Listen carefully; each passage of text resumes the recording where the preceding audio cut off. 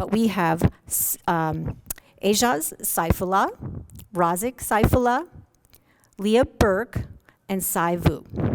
And we're really grateful that they came out and agreed to participate. We will start. I'm going to ask the question. When they come up, I'd like you first to just tell us a little bit about yourselves and then go ahead and tackle that question. So we are doing a little less back and forth. So regardless of our ethnicity or race, we all have moments of awareness in our childhood. Become aware of maybe our parents' income, or how we fit into society's ideals of weight and attractiveness. So I'm wondering if you can tell us about a time period in which you became aware of your ethnicity and your status as a minority member in a very white community, and what that was like. So go ahead and begin with your introduction, and we'll take the question from there. And Leah, if you wouldn't mind starting. Yeah, we'll have everybody come up to the microphone. That way you'll be on the camera, and we'll be able to hear in the room and on Facebook. I'm Leah Brooke. I have been a resident of Hudson. Oops, sorry. And you can unmask when you speak if you want. I'll leave it on. That's okay. I'm Leah Brooke. I've been a resident of Hudson for the past 23 years. I am Korean American. I'm actually adopted. So Brooke is actually my family name. Let's see. Interestingly enough, my parents and one of my sisters lives in Hudson as well. I work for one of the local governments. And so the moment or an example of when I knew that I was part of a minority or othered. And actually, my mom likes to tell this story. When I was little, we were baking in the kitchen, and my mom is also adopted. And so it was very important to her to be open and honest about my adoption. And she went on in this very lovely way, I'm sure, of explaining what adoption was and how I am different from the rest of my family. And at the time, I was 4, sitting on the kitchen counter, and she asked if I had any questions, and I asked her if that meant that my eyes would get like hers, or if her eyes would get like mine, because my mom is Irish English, and I'm obviously very Asian. And so from a very early age, I've always known that I was different. My sisters are English, Irish, and German, and I am 100% Korean. So it's never been something that was this big, grand moment. It has always been something that I've been aware of. We've lived in small communities. We've lived in very urban communities. Many times I was one of the few non-white people in the entire town. And then I moved to St. Paul and went to St. Paul Central, and it was just like this amazing, wonderful world of people that looked like me finally. So I'll turn it over to you. A little short here. No. I'm going to adjust a little bit here. Okay. And try to get nice and close. Okay. My name's Sai Vu, and I've lived in Hudson for roughly about 14 years now. My ethnicity is Hmong. My native country is Laos. It's a landlocked country between Vietnam and Thailand. And I came to the United States in 1979 as a 3-year-old, not knowing anything about Laos. First thing I knew was I was living in Iowa. And those are just distant memories. I grew up in La Crosse, Wisconsin, not too far from here, another River City town. Great place to live and grow up. But growing up, I always knew I was Hmong. I lived in a traditional Hmong family, raised by my mother. My father was killed during the Vietnam War. So my mother raised us in La Crosse, so I always knew and never had any questions about my ethnicity or being in a minority and generally white population community. But growing up, I did have friends, a lot of Caucasian friends that would make off comments or jokes and whatnot. And sometimes it would bother me, and I would say, you wouldn't say something like that about me. And their response was, but you're not like them. And so that was a really turning point for me growing up, having majority of my friends being white. But no, other than that, I grew up living in two worlds, at school, trying to fit in and doing everything kids and teenagers were doing, and then at home, conform to live as a young man and learning the Hmong culture and whatnot too. So.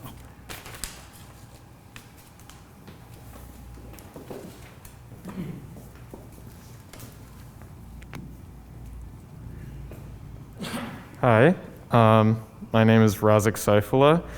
I was born in St. Paul, Minnesota in 2001, but I've lived in Hudson, Wisconsin all my life for almost 19 years. And my dad is Indian. He grew up in Bangalore. He's right here.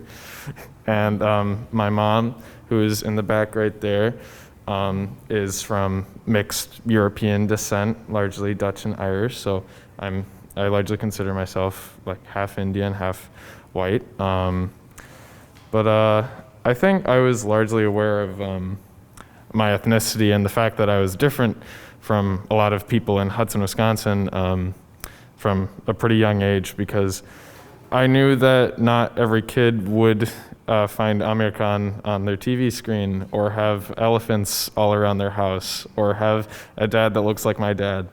So that was when I was aware that I was different.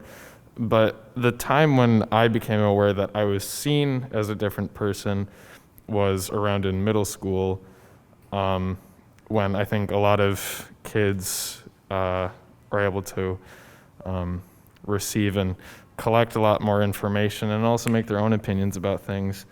And during that time, it happened to be terrorist organizations like the Taliban, Al-Qaeda, and I was a subject to, jokes about that. A lot of people asking like, oh, how is it being the son of Osama bin Laden, or how's the Taliban doing? And even though my dad is Indian and those terrorist organizations aren't even from that region, but I think that made me realize that I was part of a stereotype, and also heard a little bit that I was part of a stereotype of a Muslim extremist group who, in my opinion, shouldn't even be able to call themselves a member of the Muslim faith. But yeah, that's me about my awareness.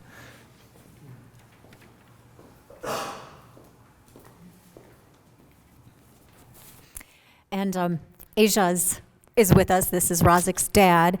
He moved here, if I'm getting this right, you moved here as an adult. So he'll express a little bit different experience of what it was like to move to America, ultimately here, and sort of the process of that, and whether you felt accepted, or some of the experiences that Razak mentioned. So, and then if you'll stay, I'll have you start the next one. Hi, everyone. My name is Aijaz Seifala. I'm a first-generation immigrant. I came here when I was 24. So it's been 33 years. I've spent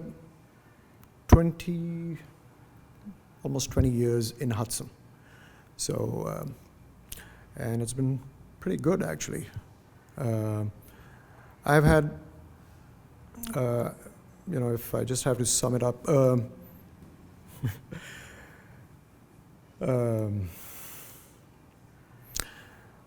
well, my experience from the beginning was, we go through what's known as the culture shock. So I did go through that. And my first interaction, or rather experience with that, was in Fort Lauderdale. So that's where I came first. I studied there for a semester and then moved to Menominee at Stout. And so I've had experience with quite a few schools, but it's in Fort Lauderdale when I encountered a very strange experience of ordering a burger. I would hear people say, for here or to go, things like that, phrases that I've never heard of, even in the movies. So I would look at the menu and I would just sort of reiterate myself, how am I going to order? And I don't want to look like I'm different. I just want to belong. I want to fit in. And very nervously, I would place the order, take it, and just get out of there, finish it at the beach. But there's a very interesting joke that I always tell people about that particular occurrence, where other Indians who've come here as students, there's a very, it's a funny joke, where they say, the server says, what would you like? And have a burger for here or to go. And the reply would be, I'm going to have it here and then go. And that actually happened. So, I don't know. There's always so much to talk about. Myself coming here as a grown-up, basically. You're much aware of everything going around you. People ask you, where are you from? So when I'm in Hudson, I say, I'm from Menominee. No, where are you originally from? So, and then we get back. I say that just to be smart, but I know what they're looking for. But it's at that point when at times I get more questions, and I'm actually more comfortable when people ask me,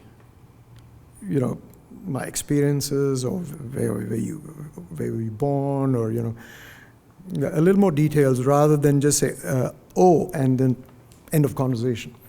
So it's those sort of occurrences that I like to engage, and when the fact of the matter is, when I'm not asked those questions, that's when I think about. It's strange why it's not even curiosity that is being sparked, because I look different, I speak a bit different. So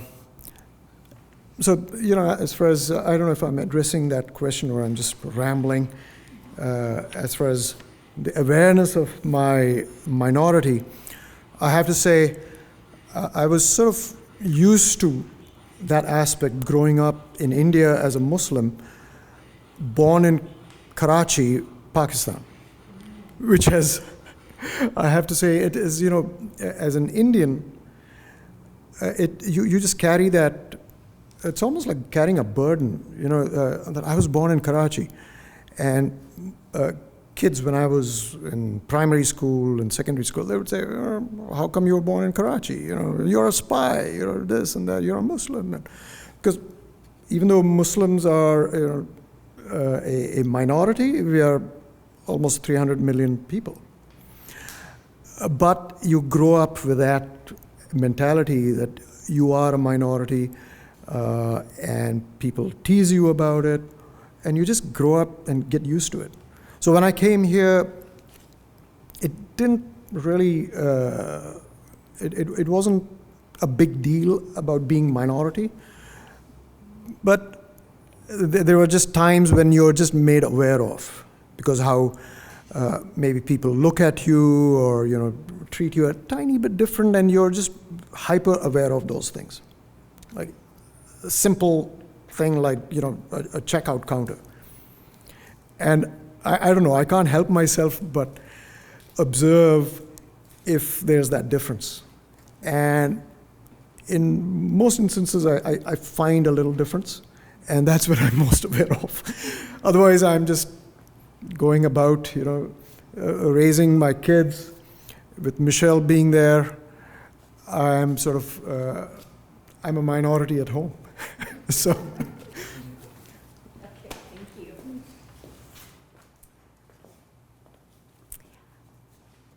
All right. I want to touch base on the issue of the model minority in American culture.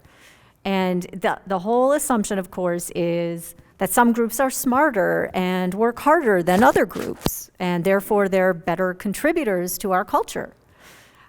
So, of course, we have the stereotype that Asians excel at math and science. So I'd like to hear about your individual experiences with that. And for Aijaz specifically, just knowing a little bit about your background, being a very creative person in a culture where my understanding is men are valued more as engineers, doctors, attorneys, and you studied at culinary school and now you're a web designer, so you have a very creative job. So that's what I'd like to tackle next, and well, maybe we'll go ahead and start again with Leah and work our way down. Whichever. Yeah. Oh, go ahead. No, you go first. It just feels like I'm talking most of the time. Well, I went to school twice at Stout. First time was for hotel management. I graduated, and then I left the industry, went back to do graphic design. I graduated the second time in '94, so I'm a very aged graphic designer. Yeah, the stereotype is right. Growing up in India, you either went to medicine school, engineering, or if not anything else, you joined the merchant navy. And management school was also an option. But hotel management was absolutely the last thing one would even dream of. So I was often questioned, what are you doing there? Are you going to be a cook? What are you going to school for? And those sort of questions. And back this was in the early 80s when I went to hotel management school in Bombay. And then I graduated from Stout with a degree here. And that stayed on, so I really am a late bloomer in terms of my career. My dad always questioned me, what are you doing? What is graphic design? He would always associate it with printing. And it was very, back in the early 90s, even in India, the phrase graphic design or the line of graphic design was non-existent. So, I just plowed through it. I didn't care. But once I changed the field, I just knew this is what I want to do, and the only way I could actually stay above my brother who's an engineer, and my other friends there whom I have in Woodbury, they're all engineers.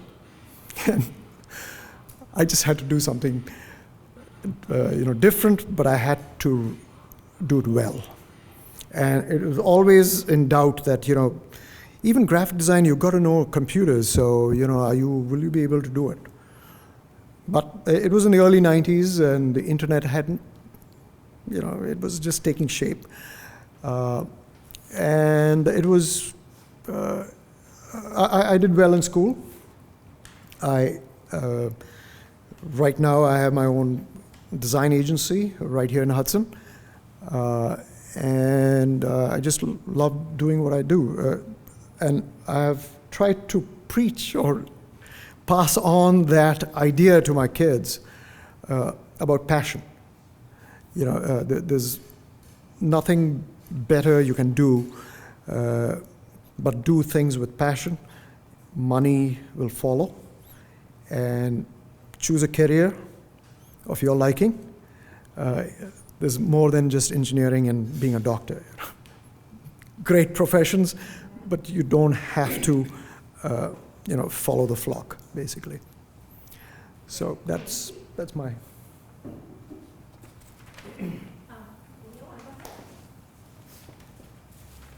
Sorry. The model minority. Oops, sorry. The model minority paradigm. It's very interesting in that I find it rather burdensome, to be quite honest. I think it is a privilege, and while I don't have the privilege of being white, I have the privilege of being in this category as seen as the model minority, that others who have been othered. This goes on for about 15 seconds. No problem. Okay, sorry. Oh, no problem. Being a model minority, you have other people who are held up to this paradigm, to this idea that somehow makes being poor, being black, being brown, a characteristic rather than a circumstance. And I think that as part of that model minority, it really is incumbent upon me and my privilege to speak out against this paradigm and this idea that somehow the shape of my eyes, the tone of my skin somehow make me better than someone who has different eyes than I do, or a darker skin tone than I do. And so when we talk about the idea of a model minority, I find it to be very divisive. And I find that part of my work in equity and inclusion is to overcome that and ensure that we are not using these stereotypes to other others.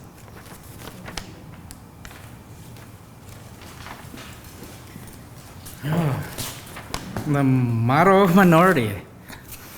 I for one really never fell into that. I mean, I understand, and I'm not speaking for everybody else, whether Hmong or any other minority groups, but I think in particular from my experience, the model minority is, Asians has a tendency to not speak out as much, and they're less aggressive in that sense. As far as educational wise, being Hmong, we grew up, and Laos is it's what you imagine. We grew up in a thatched roof, dirt floor. There was no language. The Hmong written language was not developed until missionaries came in the early 50s to develop a written language. So we, myself and a lot of other Hmong people that immigrated here are different. We didn't have schools in our home country that we're able to. You had to be very privileged to even go to, school. So I think for me as an individual, I remember early on living in Tulsa, Oklahoma, seeing downtown. My mom would always encourage to study hard. She never knew what studying hard was, but she always encouraged studying hard. So someday I would be able to work in one of the tall buildings. Lo and behold, I used to work in downtown Minneapolis and hate it. But I would remind her, I didn't hate my job, I just hate the commute, and I hated paying for parking and what went along with working downtown. And I reminded her of that. And as far as education-wise, I stayed away. I was terrible in math. I was terrible in science. The humanities classes I understood. So I avoided my majors. I went to UW La Crosse. I actually went to Stout for a while too. But I picked my majors to avoid as many math classes as possible.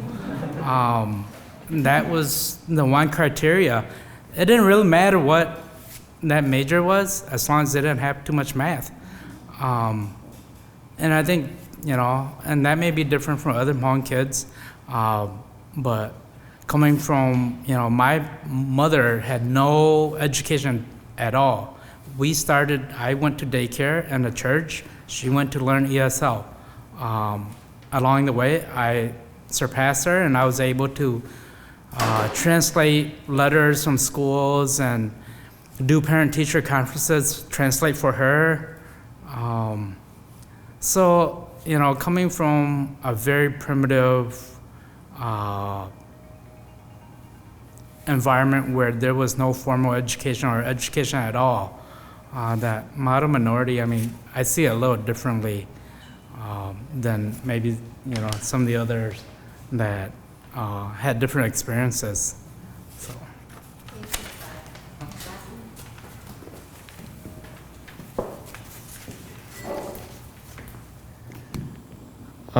I think my experience is very similar to Sai's and will probably continue to be very similar to Sai's. All my life, I've never been like terrible at math or science, but I never like excelled at it. But I had a few times when people would like expect me just because they were like, look at him, he should be good at math or science. But yeah, right now, I've been focusing a lot more on music, and I did a lot of theater in high school, and I'm more passionate about like English, and I might even go into film studies at McAllister. I've also been avoiding all math classes as possible. I have already maxed out on my humanities credits, I think. Yeah, I never really experienced a whole lot of the model minority. I think that's all I can say about that, actually. Glass ceiling. Yeah. Yeah.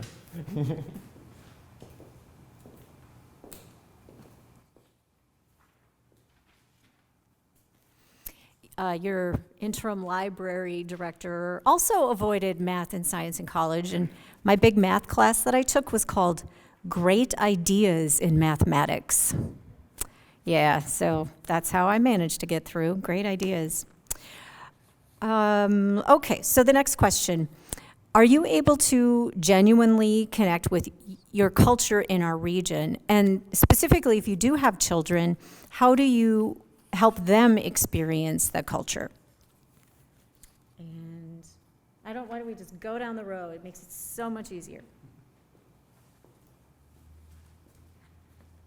This is just obviously a little different because I am adopted, and my dad is German and my mom is Irish English.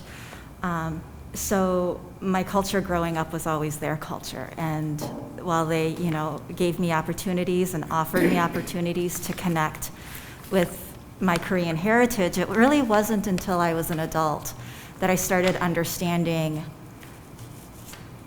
my diversity within my family and within my community and society at large. So I have to say, though, Hudson is not the place for me to connect with other people of color, with other Korean women. It's prior to the pandemic, if I wanted to be with people who looked like me, who maybe had similar experiences that I have had, I would go into the cities. Sure. Mm-hmm.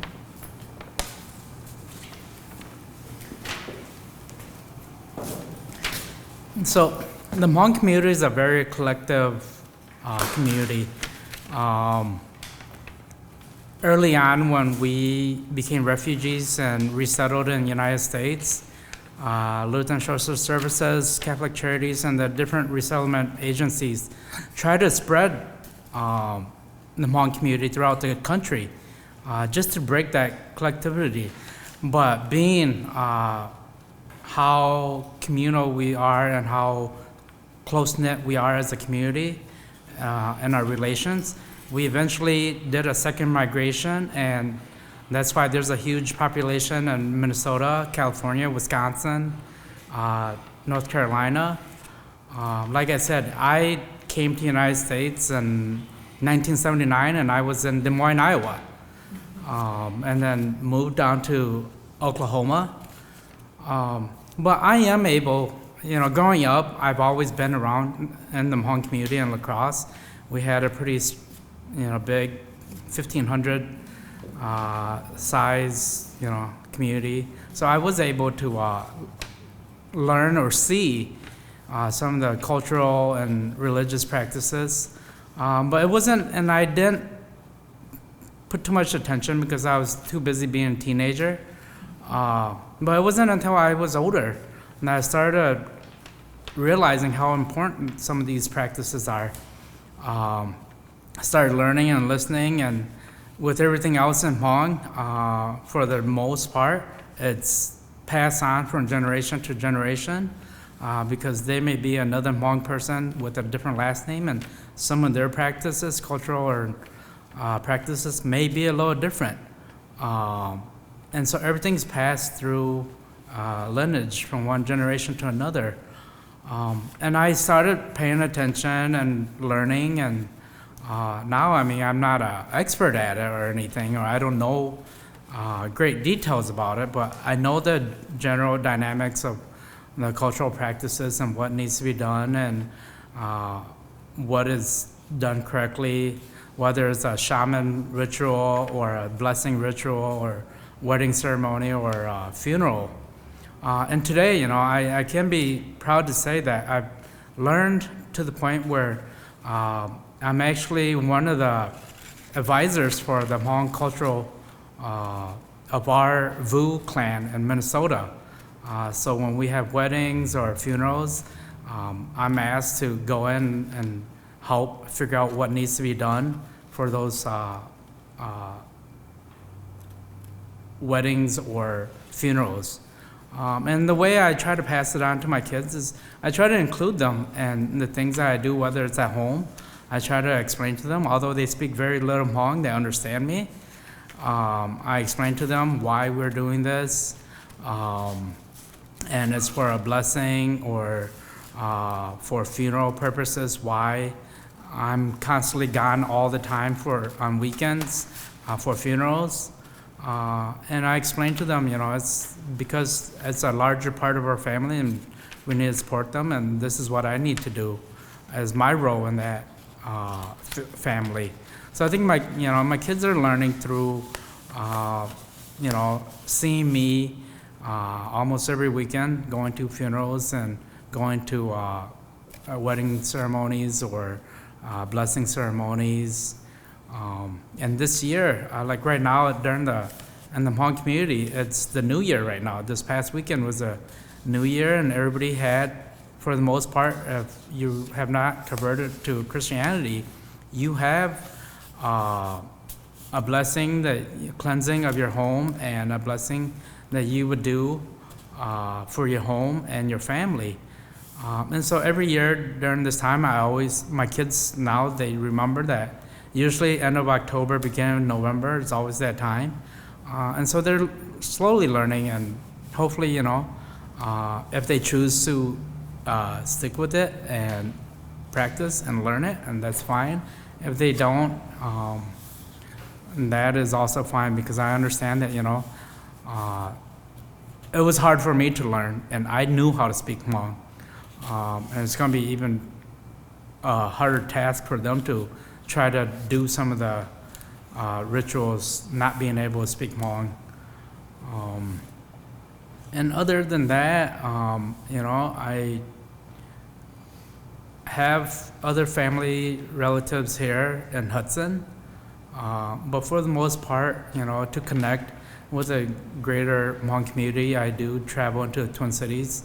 The proximity, the reason why I chose Hudson to live was my mother preferred to live in a smaller community, but our proximity to Twin Cities, where you have your ethnic foods, a larger support community was there, and that's part of the reason why we picked Hudson as well.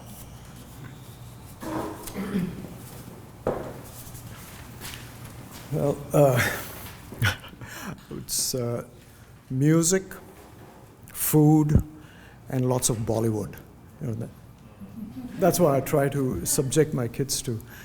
But they grew up just basically eating a lot of Indian food, and Michelle is a great, what I would say, a continental cook, Italian and everything else. But I brought in the Indian flavor. I wish I would have been able to teach them the language, and which is Urdu, and cricket. I personally am not a football fan. I still don't get it. The yards and it's so mathematical, and I lose my concentration. But what I've tried to do is share the culture with the community, people are friends of ours, and have cooking demos at the library through community ed. And I found that to be very satisfying, to actually share the culture. And over time, over the past 3 decades I've been here, I've seen how the Indian culture itself is more, I think that folks are a lot more curious, and it's more accepting than when I came here first. There were students that I went to class with, they wouldn't know where India was, and that troubled me.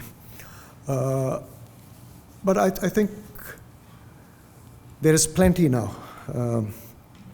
You hear about turmeric all the time, and you hear about ginger, and these ingredients that were almost very exclusive, but it's really good to know that it's being accepted, and it's I wouldn't say it's mainstream yet, but I hope someday it will, and it's just it's common knowledge, and if I may suggest 2 movies which I always bring up, which would be 2 very good movies, entertaining, and also it speaks of this cross-cultural interaction. One would be the 100-Foot Journey, a great movie, and the other, it's 2 parts, the Marigold Hotel, the exotic, what's it called? The best Marigold Hotel, the best exotic Marigold Hotel, and the second best exotic Marigold Hotel. 2 movies. I would highly recommend these 2 if you want to sort of get a flavor of what one experiences. And it's got both food, hospitality, and good music. In fact, they were nominated for an Oscar.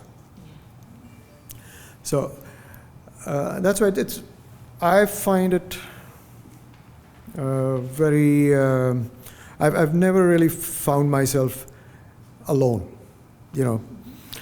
So coming back to that minority question, I really, it's only at times that it occurs to me, but I've tried to. Perhaps being married to Michelle, as always, I try to blend in. It's much easier. Have I missed anything that, in terms of culture, that? Well, I suppose that's about it. Thanks.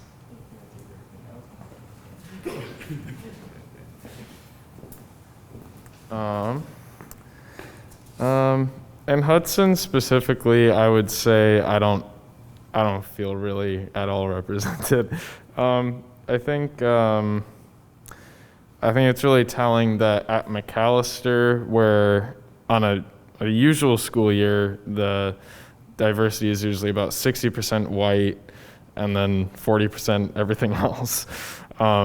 I think it's pretty telling that a lot of my friends who are from like Chicago and LA are saying, wow, this school is so white. While I'm coming from Hudson High School, where it's about 92% white, So going to McAllister is a little bit of a crazy transition for me, and now I'm seeing at least one Indian person a day who's not my dad, and I find that to be an achievement every day. I lost my train of thought.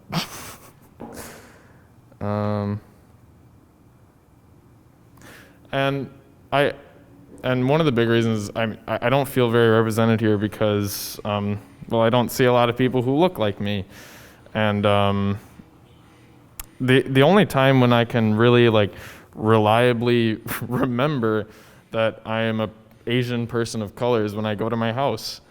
I often find myself having to remind myself that, yeah, I'm part of the Asian community and I'm a person of color. It was only recently, about like 3 weeks ago, that my friend group was saying like, oh yeah, we have 3 people of color in our friend group. And I was like, what? Oh, that's right. I think, I mean, yeah, what my dad was saying, that I have, when I was living at home, I would have Indian food about maybe like 4 out of 7 days of the week, maybe even more. And whenever I'd go on Netflix, there'd always be about 20 Bollywood movies in the Netflix watch list. And there's always be morning bhajans, and I just don't, I mean, I don't expect that from anywhere else, but I'm not really getting anywhere close to that anywhere else. And I think also a large part of what my dad was saying about how people often forget that India is, you know, there's a lot of Indian people in the world. There's about 1.3 billion people. And I had a lot of kids in school who, when we were drawing all the maps in AP Human Geography, they would just straight up forget to put India on the map. I always find it shocking that at a lot of colleges that Hindi or Urdu aren't offered as languages in the language department when millions and millions of people speak it. And especially from a place like McAllister College, where all this advertisement about multiculturalism and inclusion, when you don't even have this language that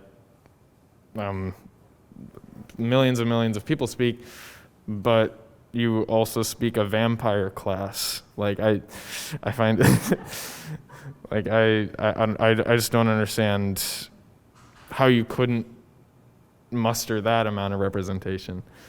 And I also saw it a lot in my own high school, where I mean, I would barely see any people of color at all, but I mean, in elementary school and middle school, I mean, I knew a few people of color, but then often in the high school, I just would never see them again, because they'd often be placed in a corner of the high school where the Strive program was happening. And I think we talked a lot about that in this discussion of like multiculturalism and society and communal issues and societal issues in Hudson and the high school, about how in the corner of the high school, all these students with learning disabilities and special needs, and they're just put in a corner of the high school, and you practically never see them. And that happened with a lot of students of color. And I just often wouldn't understand why they had to do that. I always thought that was a little bit archaic. But yeah, that's been my experience.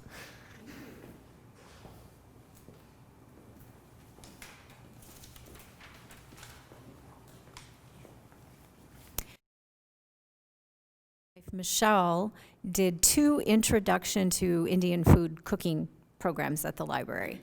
So we've been doing some really unique and fun things, and I can say that the leftovers were amazing, and staff kind of arm wrestled over them.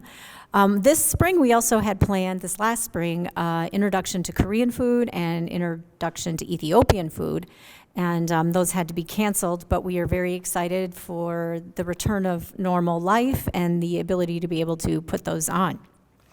So the next topic I wanted to cover, two historic events, the first being 9/11 and now the pandemic, and how it's shaped the way some Americans view people from communities of color. So you could speak to either one, but particularly, I think because China is so huge, people just tend to lump a lot of Asian people into China. You're all Chinese. And we've had national leaders refer to it as the Wuhan flu and the Chinese flu as we're dealing with COVID. And so I'm curious if you've had any negative experiences related to that. And then also 9/11, and Razak, you already touched on this a little bit, the idea that you're Indian, you're Muslim, surely you have some connection or support for terrorism. So if you would each address that if you think it's relevant, and if you don't, that's fine to take a pass too. But we'll go ahead and start on this end again. So I think the reality is, as an Asian woman, I've always experienced negative encounters from, people with well intentions making microaggressions to all-out verbal assaults. One thing about the pandemic, though, is it has greatly limited my mobility, and I'm not out and about and encountering other people like I used to. And so, in all honesty, I have not experienced an increase in negativity. I know there have been encounters that I have heard about, but those are other people's stories to tell. But in all honesty, what has struck me is my husband's response to an administration that has vilified Asians. He does not want me out and about in the limited capacity that I am. And if I am, he wants to be there with me. And I love him for that. It's very, very sweet. But I also said, oh, sweetheart, I am a 45-year-old woman. I have experienced from, the catcalling to the grabbing. I can handle this. This is not something new as a woman. And the women in here, unfortunately, I would imagine that you also know that there are just a certain level of skills that you learn. But in all honesty, in Hudson, I haven't had that increase. Most likely probably because I haven't been out and about like I used to.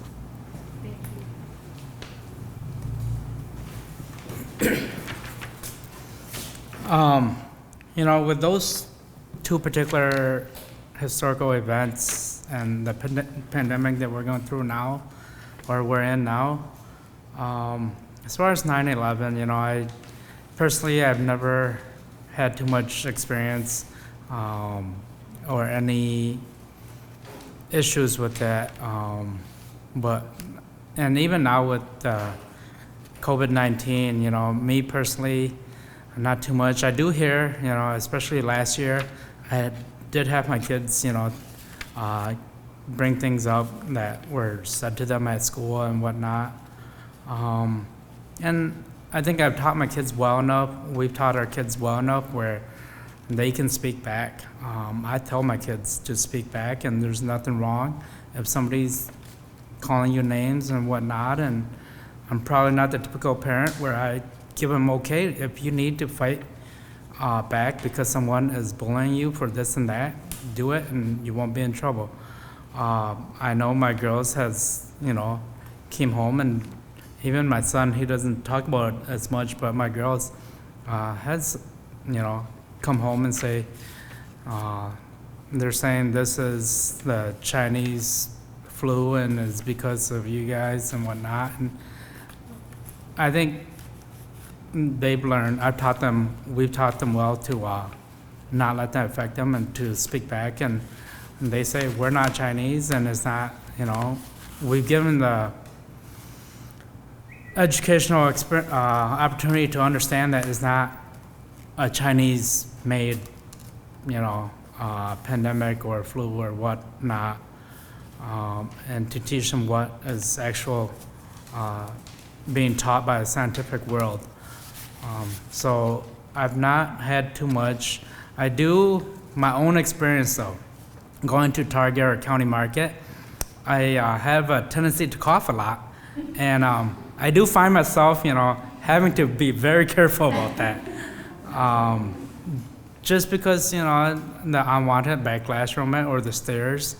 And so, I usually always wear my mask even before it was mandated and whatnot, because it's just more hassle. And I believe in wearing masks, so, but other than that, no, not too much. Yeah. Well, Razak was born 5 days after 9/11, so that helped us just stay focused on something else. And but having grown up in India with a lot of, I had quite a few Sikh friends. Knowing them and the treatment they were subjected to here after 9/11, I mean, that was, of course, it was, you would attribute it to ignorance, plain old ignorance. But at the same time, one has to think, I'm a Muslim. If I had a beard and a turban, I would be subject to the same treatment. But luckily, I was spared, and I haven't really come across a direct encounter specifically to that. We did interview quite a few guests. I was responsible, or rather, I helped set up 2 television shows in St. Paul. One was Geetmala, which dealt with Bollywood, and the other was Diversity in Focus, which really dealt with these sort of issues. And it was very, it was enlightening to come across guests who had actually more to say than I have. But it always sort of troubled me why that happens. I think it really finally, it's either not accepting the difference or plain old ignorance. That's what I think.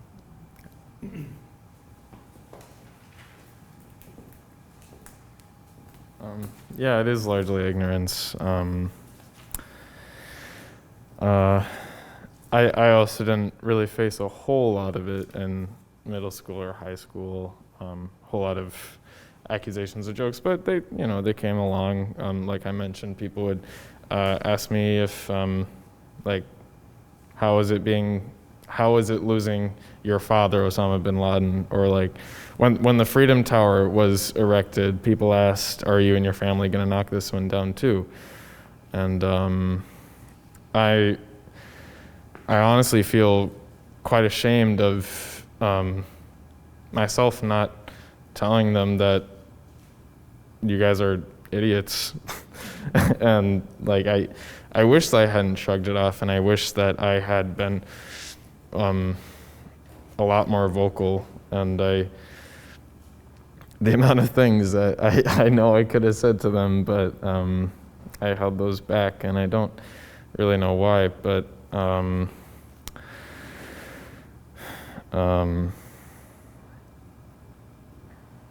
yeah,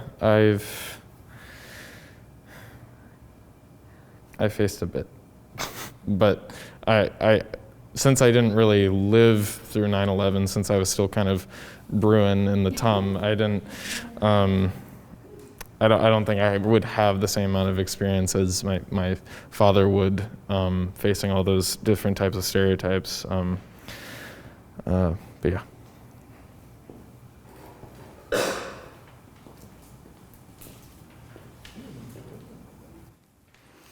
Okay. Okay, we're going to have our last question tonight. And hopefully it'll take us on a little bit more of a positive note. But this is for people who are educators or work with children in general. What suggestions would you have about how we can help students see themselves in the curriculum and in the things that we teach them? And we'll just go ahead and start at the end.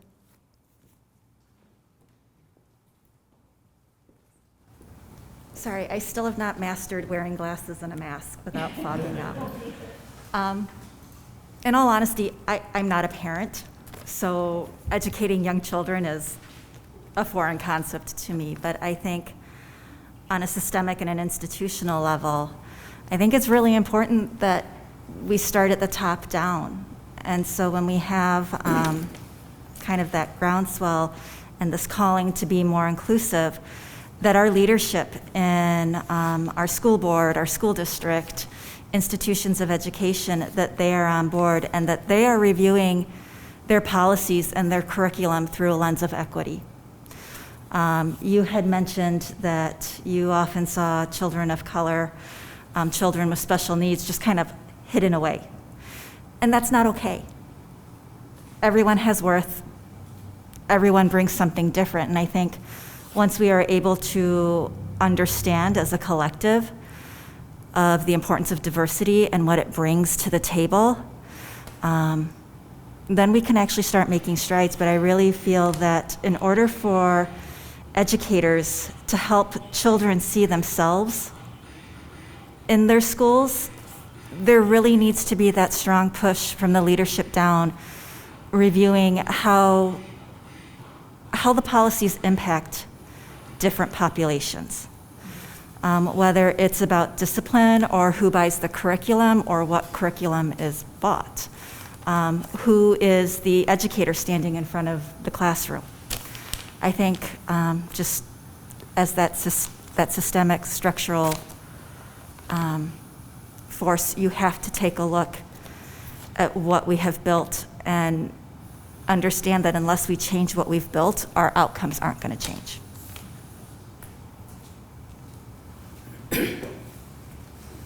You know, having kids in the school system and going through the school system in a fairly similar city such as La Crosse, I would just recommend, you know, teaching the real history. I know that the institution of school itself is a propaganda for patriotic, and then there's nothing wrong with that. But when you start, you know, and there's nothing wrong with teaching with U.S. history, but teach all of U.S. history. And then the school system include, you know, as Hudson become more diverse, you will have more students of different backgrounds. Reach out for educators. There are educators out there that are from other backgrounds.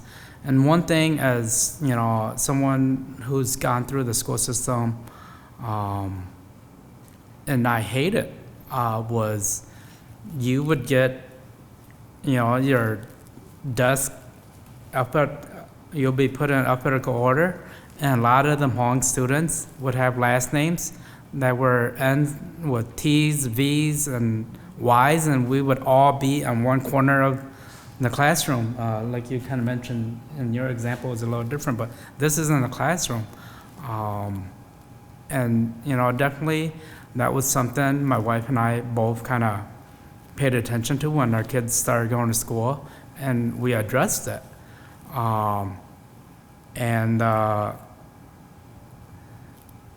Programs that had at school for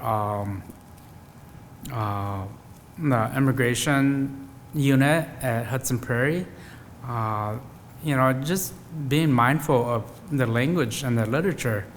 I know a few years back we brought it up to the principal and the teachers about some of the wordings when they talk about your traditional costumes, and we felt offended in a sense because we associate costumes with Halloween costumes, Ronald McDonald costume, and these are our traditional clothing, and they are very important to us as an individual holding our cultural background and passing on to our children.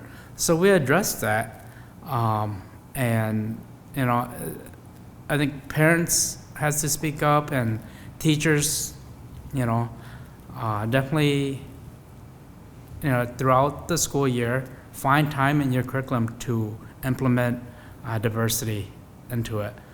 For the most part, from my experiences with my kids in the school district, they have had, because the curriculum's set up where there's not so much diversity, but there's been opportunities for teachers has invited me in or other individuals in to share our experiences.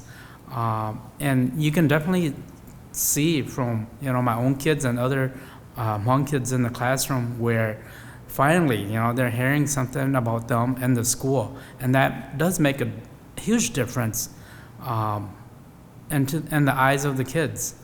And if you look at, education-wise, as far as history goes, as you grow older and get into college and you're able to take more classes, even if it's regarding U.S. history, you are able to learn more about diversity, and it is included in there. Whether it's good or bad, it is included in there. So your real education and eye-opener really doesn't happen until college, because in high school you're given this curriculum that has been approved from wherever on down to the school districts, and it doesn't paint a real picture of what the true U.S. history is, or the people that has been able to help build the U.S. to be what the U.S. is now. And going back, Hudson will be growing. It is growing. It's the fastest growing community in the St. Croix County, and St. Croix County is one of the fastest growing. And so you will have diversity. When I was growing up in La Crosse, it was 95% Caucasian, and diversity came.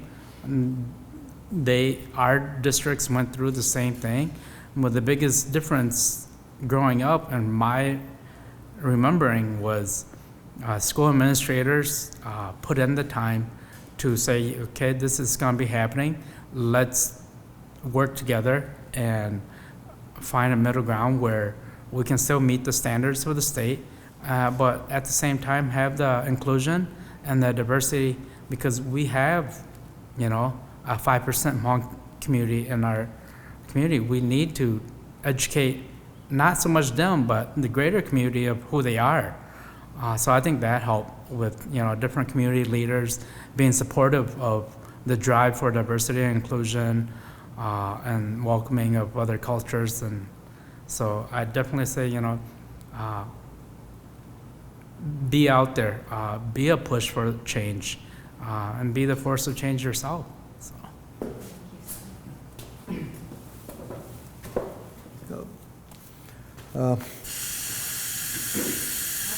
Get a 15-second break. Okay. All right. I think if we are able to introduce to kids at a very young age, maybe at a kindergarten level, cultural anthropology, something for cultural anthropology for kids, world history for kids, or religions of the world for kids. I think that kind of an introduction at a very young age would go a long way. If that is kept going through the ages, through school, and then they can take on college. But I think that base introduced at a very young age would really cultivate, just knowledge of the world and knowledge of different people. And that knowledge will really sustain all the other, the other distractions, basically. Because they will have a certain foundation on which, they can say what's wrong and what's right and wrong. Just at a very human, basic, civic level. That's what I think.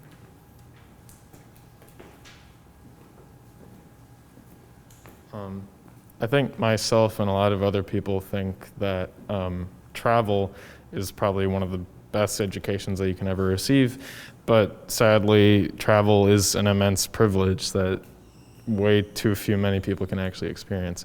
So I think for a majority of the people, they have to make do with what they have around them and the people that they have around them and the resources that they're available to.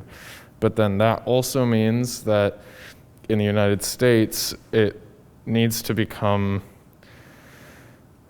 an easier admittance to the fact that the US has assimilated countless civilizations to Christianity and white culture, and that it's, in my opinion, what are you really learning about if you're not learning about people? Because humans are communal creatures, and I think the actual COVID pandemic was a very clear example of that, because I know countless people were thrown into some form of depression of like a lack of contact, a lack of touch, a lack of any sort of communication with people. And if you can't connect with the people around you and you can't understand where they're coming from or what they represent or what they believe in or what matters to them, then how does that, what does that reveal to you as a person? Like, are you actively trying to be a human being? I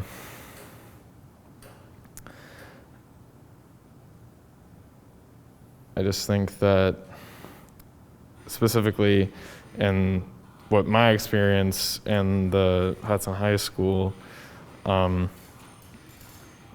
just wasn't nearly enough of what my dad was talking about with incorporating anthropology or sociology or culture anthropology, which I'm only going to be taking next semester. Why can't we learn more about the people around us instead of just viewing everything as a quantity or with like some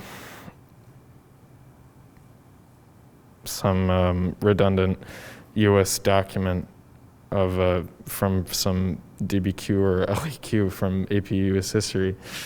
Like, why can't we learn more about the people to become more of a person ourselves?